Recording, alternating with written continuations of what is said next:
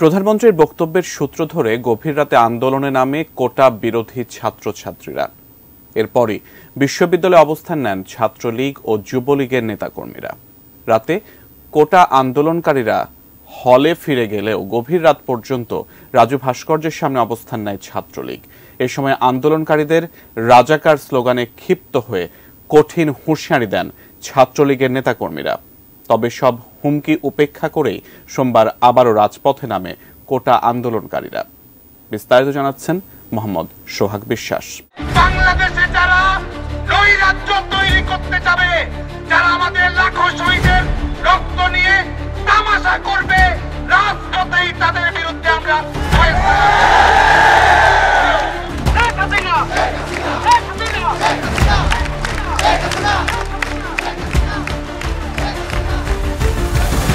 গত রাতে শিক্ষার্থীদের বিক্ষোভকে ঘিরে ছাত্রলীগের একটি অংশ মধুর ক্যান্টিনে অবস্থান নেয়।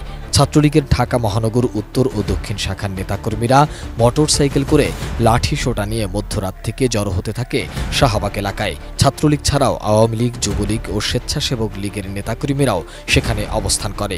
ক্যাম্পাসের আশপাশে তাদের দেখা গেলেও তারা কোটা বিরোধী শিক্ষার্থীদের সঙ্গে সংঘাতে জড়াননি। কিন্তু সরকার সমর্থক ও সংগঠনগুলোর নেতাকর্মীদের এমন অবস্থানে কোটা বিরোধী শিক্ষার্থীদের মধ্যে আতঙ্ক ছড়িয়ে পড়েছিল।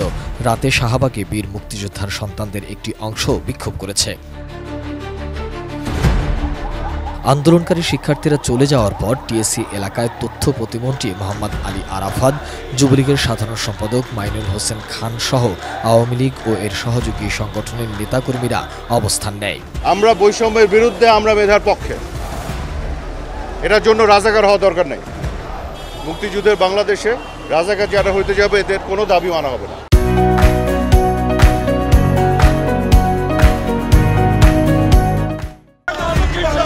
পরে ক্যাম্পাসে বিক্ষোভ করে ছাত্রলীগ। মিছিলে তুমি কে আমি কে, বাঙালি বাঙালি, তোমার আমার ঠিকানা, পদ্মা মেঘনা যমুনা ইত্যাদি স্লোগান দেওয়া হয়। রাত ৩টার পর রাজু ভাস্কর্যের পাদদেশে ছাত্রলীগ সমাবেশ করে।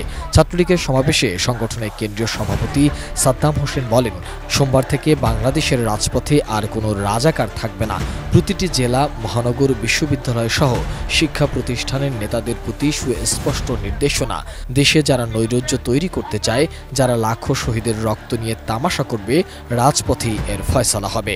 যারা আজকে মাননীয় প্রধানমন্ত্রী বঙ্গবন্ধু দেশরত্ন শেখ হাসিনার বক্তব্যকে বিকৃত করার চেষ্টা করে, তাদের জবাব দেওয়ার জন্য আজকে থেকে ছাত্রলীগ পুরোদমে প্রস্তুত রয়েছে।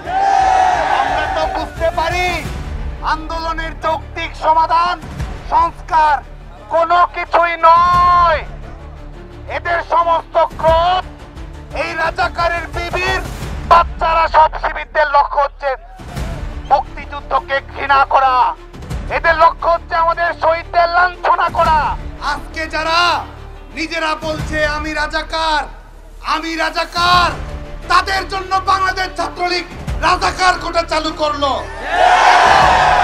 এবং যারা রাজাকার কোটার আওতাধীন তাদেরকে পাকিস্তানে পাঠিয়েই বাংলাদেশ ছাত্রলীগ। অন্যদিকে ভোর ৪টায় এক ভিডিও বার্তায় বৈষম্য বিরোধী ছাত্র আন্দোলনের নেতারা জানিয়েছে, শিক্ষার্থীদের যে অপমানজনক মন্তব্য করা হয়েছে তা অবশ্যই সোমবার দুপুর ১২টার মধ্যে প্রত্যাহার করতে হবে। বক্তব্য প্রত্যাহার না হলে সারা দেশের সব শিক্ষা প্রতিষ্ঠানে আন্দোলন করবে শিক্ষার্থীরা। দুপুরের পরে সকল প্রকার হুমকি ধামকিকে উপেক্ষা করে ঢাকা বিশ্ববিদ্যালয় সহ দেশের বিভিন্ন শিক্ষা প্রতিষ্ঠানে কোটা বিরোধী শিক্ষার্থীরা আন্দোলন করে। এমনকি এখন পর্যন্ত তাদের আন্দোলন অব্যাহত রয়েছে। মোহাম্মদ সোহাগ বিশ্বাস, এটিএন নিউজ, ঢাকা।